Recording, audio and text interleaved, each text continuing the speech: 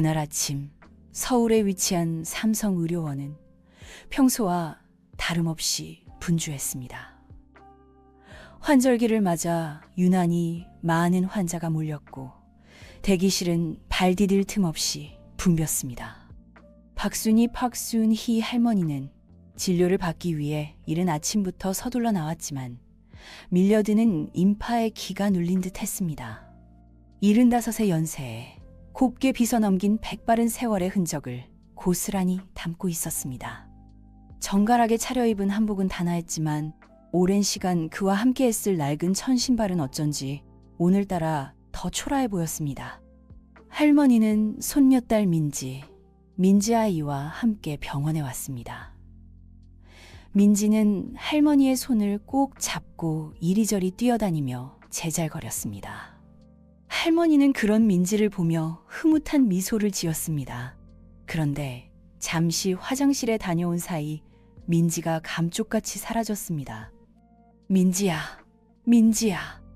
할머니는 애타게 민지를 불렀지만 북새통 속에서 아이의 목소리는 들리지 않았습니다.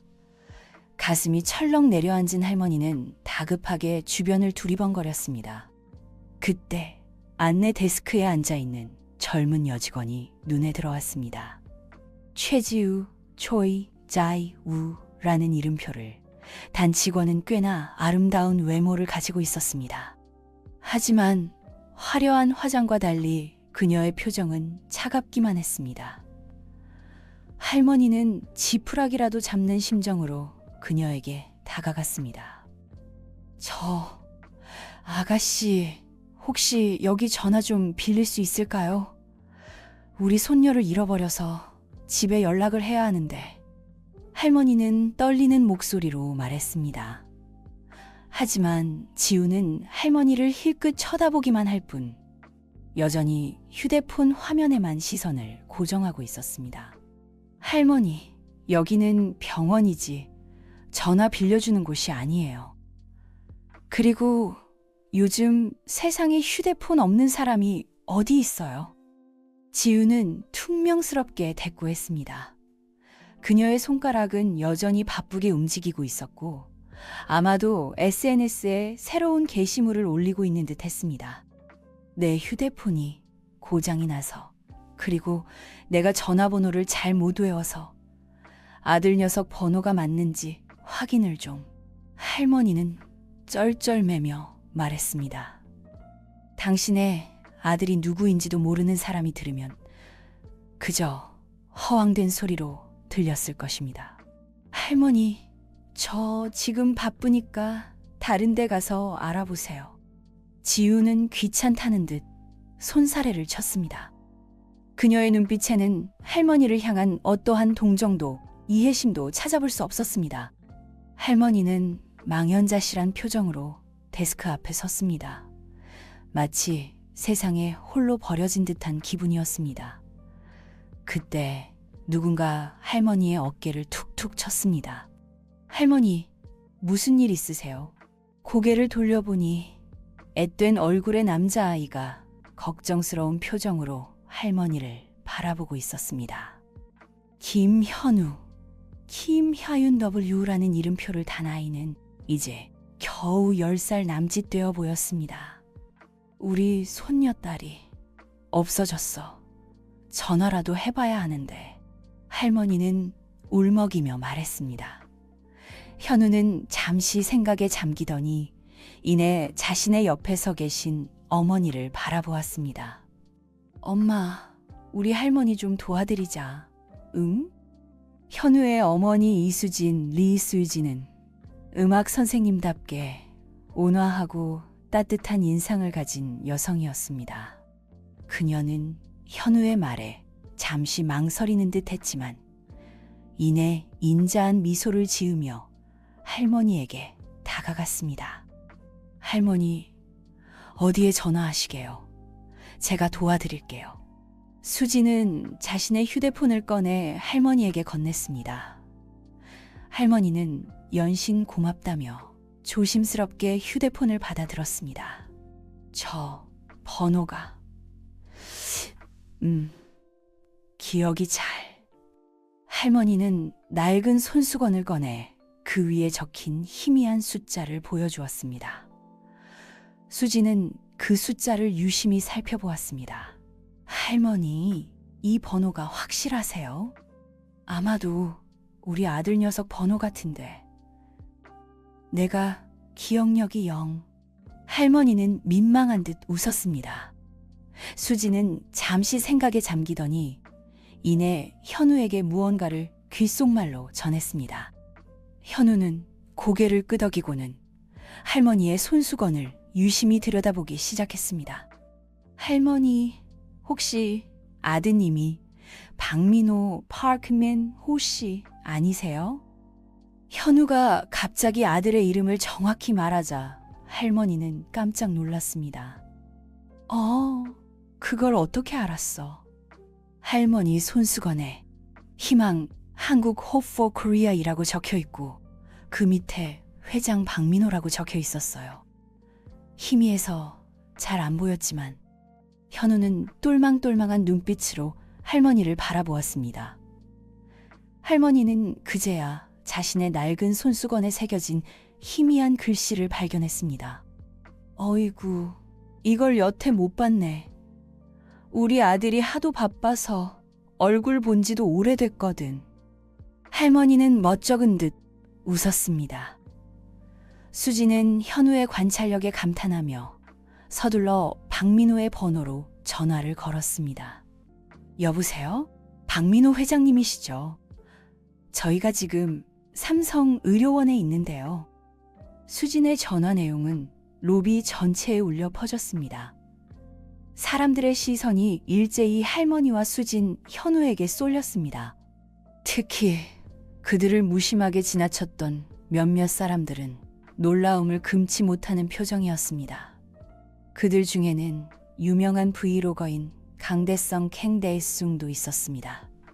그는 평소처럼 사람들의 관심을 끌만한 영상을 찍기 위해 주변을 두리번거리고 있던 참이었습니다. 대성은 할머니와 지우의 실랑이를 흥미롭게 지켜보았습니다. 처음에는 그저 흔한 해프닝 정도로 생각했습니다. 하지만 지우가 할머니를 멸시하는 듯한 태도와 말투는 그의 눈살을 찌푸리게 했습니다. 대성은 본능적으로 자신의 휴대폰을 꺼내 그 장면을 촬영하기 시작했습니다. 와, 이거 완전 대박인데. 조회수 팍팍 오르겠어. 대성은 쾌재를 불렀습니다. 그는 지우의 행동을 비꼬는 듯한 멘트를 덧붙이며 영상을 더욱 자극적으로 만들었습니다. 여러분, 이게 바로 요즘 젊은이들의 현실입니다. 할머니가 도와달라는데 눈 하나 깜짝 안 하네요. 대성은 자신의 채널에 영상을 업로드하며 씁쓸한 웃음을 지었습니다. 그는 이 영상이 많은 사람들에게 경각심을 불러일으키기를 바랐습니다. 하지만 대성의 예상은 보기 좋게 빗나갔습니다. 영상은 순식간에 엄청난 조회수를 기록했지만 사람들의 반응은 그의 기대와는 정반대였습니다. 할머니, 왜 저렇게 진상이세요? 요즘 세상에 휴대폰 없는 사람이 어디 있어요? 저 직원분 얼마나 힘드실까? 할머니, 그냥 택시 타고 집에 가세요. 그게 더 빠를 듯. 댓글창은 온통 할머니를 비난하는 악플로 가득했습니다. 대성은 당황스러웠습니다. 그는 분명 옳은 일을 했다고 생각했지만 사람들은 그의 생각에 동의하지 않는 듯 했습니다. 이게 아닌데. 대성은 씁쓸한 기분에 휩싸였습니다. 그는 자신의 행동이 과연 옳았던 것인지 다시 한번 생각해보게 되었습니다. 한편 수진의 전화를 받은 민호는 한달음에 병원으로 달려왔습니다.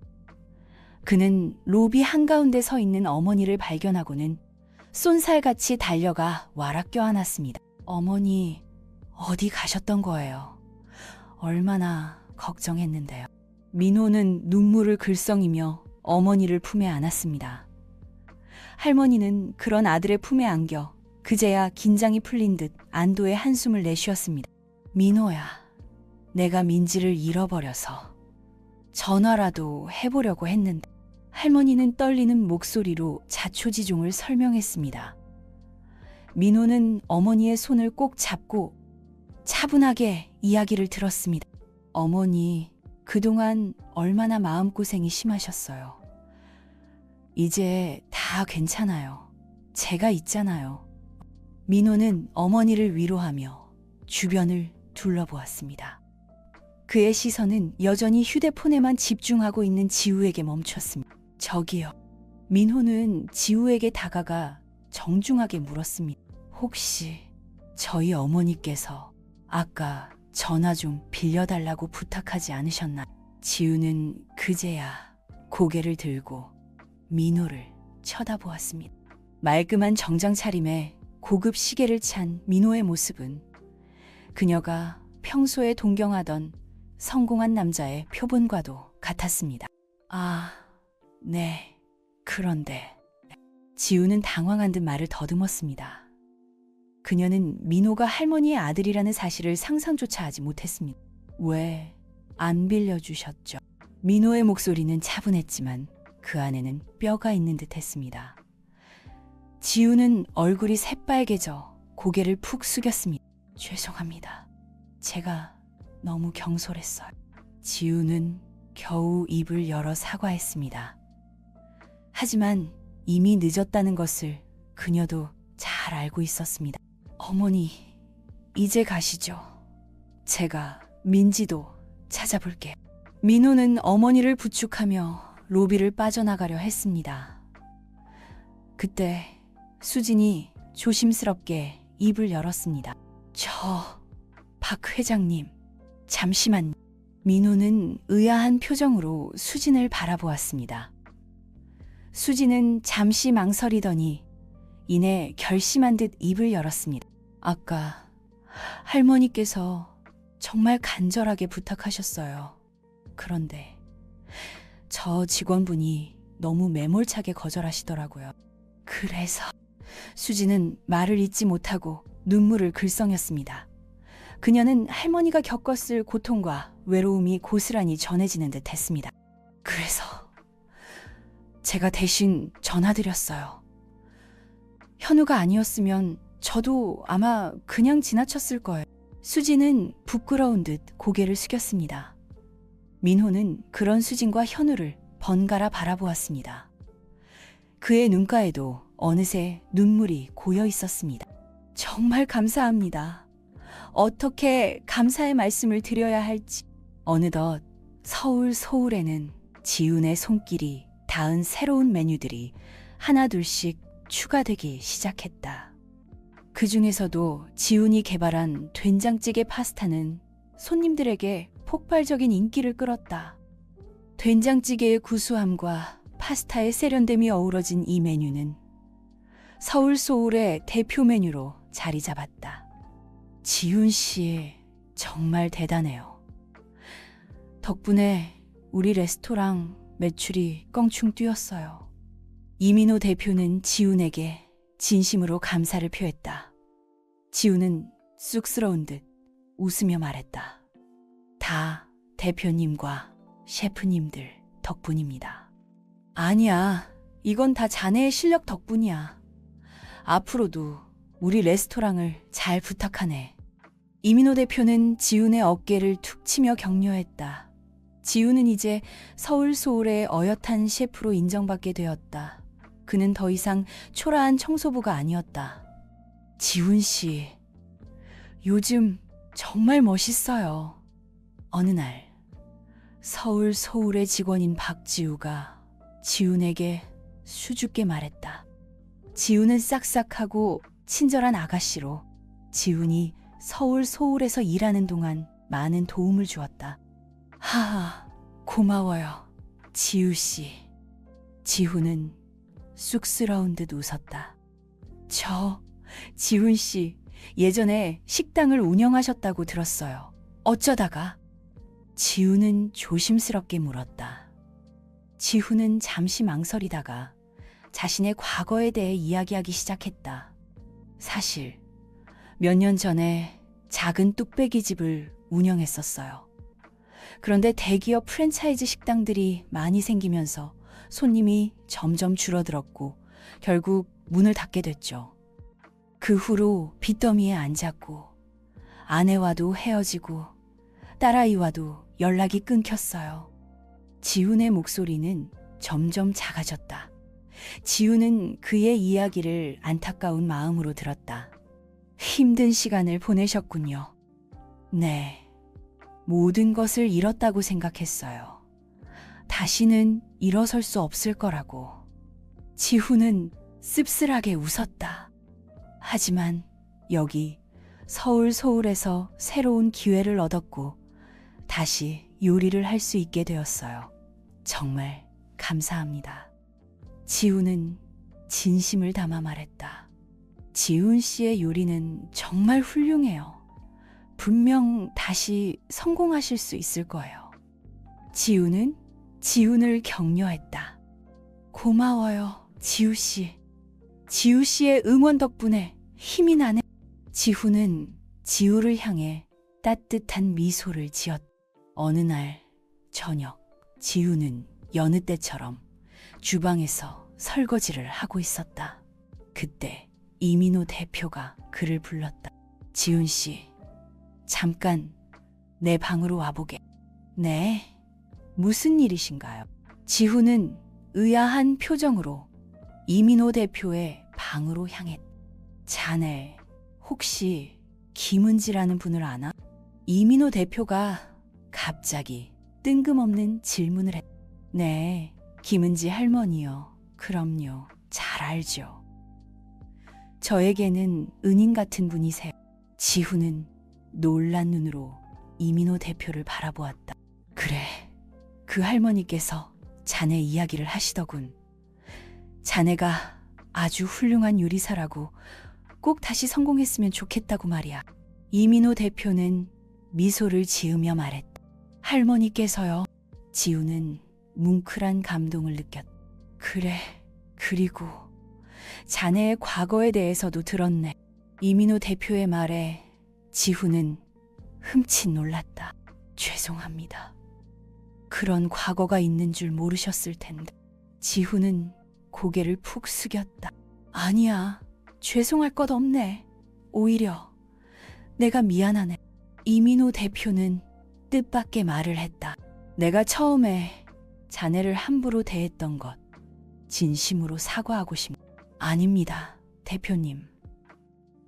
오히려 제가 무례하게 굴었습니다. 아니야, 그때 나는 사람을 겉모습만 보고 판단하는 어리석은 사람이었어. 하지만 자네 덕분에 많은 것을 깨달았네.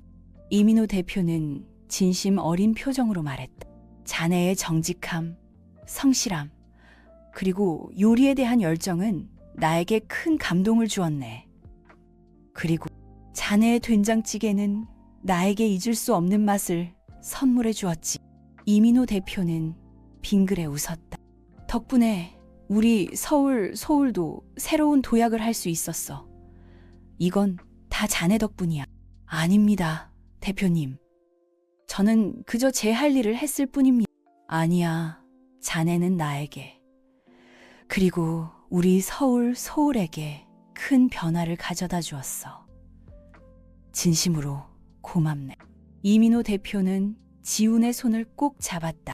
앞으로도 우리 서울을 위해, 그리고 자네 자신을 위해 열심히 해주게. 네, 대표님. 명심하겠습니다. 지훈은 굳은 결의에 찬 목소리로 대답했다. 그날 이후 지훈은 서울의 핵심 셰프로 자리매김했다. 그는 이민호 대표와 함께 서울을 더욱 발전시키기 위해 노력했다. 그리고 서울이 성공 가도를 달리면서 그들은 주변의 어려운 사람들을 돕기 시작했다. 대표님, 우리 서울의 이름으로 자선 사업을 시작하는 건 어떨까요? 어느 날 지훈이 이민호 대표에게 조심스럽게 제안했다. 자선 사업? 네, 예를 들면 형편이 어려운 사람들에게 무료로 식사를 제공하거나 요리사를 꿈꾸는 젊은이들에게 교육 기회를 주는 거죠. 좋은 생각이군. 자네, 혹시 구체적인 계획이 있나? 네, 제가 예전부터 생각해오던 것들이 있습니다. 지우는 자신이 구상해온들을 이민호 대표에게 설명했다. 이민호 대표는 지훈의 이야기를 주의 깊게 듣더니 흔쾌히 동의했다. 좋아, 자네의 계획대로 한번 추진해보세. 나도 적극적으로 돕겠네. 정말 감사합니다, 대표. 지훈은 기쁨을 감추지 못했다. 그렇게 서울은 단순한 레스토랑을 넘어 사회에 기여하는 기업으로 성장해 나갔다. 그들은 희망의 밥상이라는 이름의 무료 급식소를 운영하고 꿈꾸는 셰프라는 요리사 양성 프로그램을 개설하여 많은 사람들에게 희망과 용기를 주었다. 지훈 씨, 정말 대단해요. 당신 덕분에 많은 사람들이 새로운 삶을 찾았어요. 박지우가 어느 날 지훈에게 말했다. 아니에요. 이건 다 대표님과 서울 직원분들 덕분이에요. 그래도 지훈 씨의 아이디어가 없었다면 불가능했을 거예요. 지훈은 진심으로 지훈을 존경하는 마음을 표했다. 고마워요, 지우 씨. 앞으로도 함께 열심히 해봐요. 지훈은 쑥스러운 듯 웃었다. 어느 날 지훈은 꿈꾸는 셰프 프로그램에 참여한 젊은이들에게 자신의 경험을 들려주는 시간을 가졌다. 저는 한때 모든 것을 잃고 절망에 빠졌던 적이 있습니다. 하지만 요리에 대한 열정과 주변 사람들의 도움 덕분에 다시 일어설 수 있었습니다. 여러분도 꿈을 포기하지 마세요. 언젠가 반드시 그 꿈을 이룰 수 있을 겁니다. 지훈의 진심 어린 이야기는 젊은이들에게 큰 감동을 주었다. 지훈님, 감사합니다. 덕분에 큰 용기를 얻었습니다. 지훈님, 꼭 훌륭한 요리사가 되겠습니다. 젊은이들은 지훈에게 감사의 인사를 전했다. 지훈은 그들의 모습을 보며 뿌듯한 마음을 느꼈다. 어느 날 저녁, 지훈은 서울에서 우연히 한 손님과 마주쳤다. 지훈아, 정말 너 맞니? 그 손님은 놀란 눈으로 지훈을 바라보았다. 혹시 혜진이니? 지훈 역시 놀란 눈으로 그녀를 바라보았다. 혜진은 지훈의 딸이었다. 혜진은 눈물을 글썽이며 지훈에게 달려와 안겼다. 혜진아, 이게 얼마만이야? 지훈도 혜진을 꼭 안아주었다. 그동안 어디 있었던 거니? 왜 연락도 안 하고? 죄송해요, 아빠. 그때는 제가 너무 어렸어요. 혜진은 눈물을 흘리며 말했다. 아니야, 다 내 잘못이다. 미안하다, 혜진아. 지훈도 눈시울이 붉어졌다. 아빠, 저 서울에 면접 보러 왔어요. 셰프가 되고 싶어서. 혜진은 조심스럽게 말했다. 그래? 잘 됐다. 아빠가 도와줄게. 지훈은 기쁜 마음으로 말했다. 정말요. 감사합니다. 혜진은 다시 한번 지훈에게 안겼다. 그날 이후 혜진은 서울에서 일하게 되었다. 지훈과 혜진은 함께 요리하며 그동안 나누지 못했던 정을 나누었다. 아빠, 저 이제 아빠가 얼마나 훌륭한 요리사인지 알겠어요. 혜진이 어느 날 지훈에게 말했다. 고맙다. 너도 훌륭한 요리사가 될 수 있을 거야. 아빠 덕분이에요. 앞으로도 많이 가르쳐 주세요. 그래, 언제든지. 지훈은 혜진의 머리를 쓰다듬으며 말했다. 어느 날 지훈은 서울에서 옛 친구를 만났다. 지훈아, 이게 얼마만이야? 그의 친구 민석은 반가운 마음에 지훈을 와락 껴안았다. 민석아, 너야말로 이게 얼마만이야? 지훈도 민석을 반갑게 맞았다. 너 서울에서 일하고 있다는 소식 들었어. 정말 대단하다. 하하, 별거 아니야. 너는 어떻게 지냈어? 나도 계속 요리 쪽 일을 했지. 지금은 작은 레스토랑을 운영하고 있어. 그래? 잘 됐네. 그런데 너도 알다시피 요즘 경기가 어렵잖아. 그래서 새로운 사업 아이템을 찾고 있었는데 내 이야기를 듣고 이거다 싶었어. 내 이야기. 그래. 너 희망의 밥상이랑 꿈꾸는 셰프 프로그램 운영하고 있잖아. 나도 그런 사회공헌 사업을 해보고 싶어. 오, 그거 좋은 생각이네. 그래서 말인데 우리 같이 해보는 거 어때? 너는 경험도 많고 나는 자본과 경영 노하우가 있으니까 서로 힘을 합치면 더 많은 사람들을 도울 수 있을 것 같아. 민서가, 그거 정말 좋은 제안이다. 나도 꼭 함께 하고 싶어. 지훈은 민석의 제안에 흔쾌히 동의했다. 그렇게 지훈과 민석은 힘을 합쳐 희망의 밥상과 꿈꾸는 셰프 프로그램을 더욱 발전시켜 나갔다. 그들의 노력 덕분에 더 많은 사람들이 새로운 희망을 찾고 꿈을 향해 나아갈 수 있게 되었다. 어느 날 지훈은 서울 옥상에서 서울의 야경을 내려다보고 있었다. 지훈 씨, 여기서 뭐 하세요? 이민호 대표가 어느새 다가와 지훈의 옆에 섰다. 그냥 바람 좀 쐬고 있었습니다. 그러셨군요. 저도 가끔 여기 올라와서 야경을 보곤 합니다. 두 사람은 말없이 서울의 야경을 감상했다. 지훈 씨, 처음 만났을 때가 생각나는군요. 이민호 대표가 침묵을 깼다. 그때 저는 정말 어리석었습니다. 사람을 겉모습만 보고 판단했으니까요. 아닙니다, 대표님. 저야말로 무례하게 굴었습니다. 아니요, 그때 제가 잘못했습니다. 지훈 씨 덕분에 저는 많은 것을 배웠습니다. 진정한 성공은 돈이 아니라 사람과 함께 나누는 행복이라는 것을. 저 역시 대표님 덕분에 새로운 삶을 찾았습니다.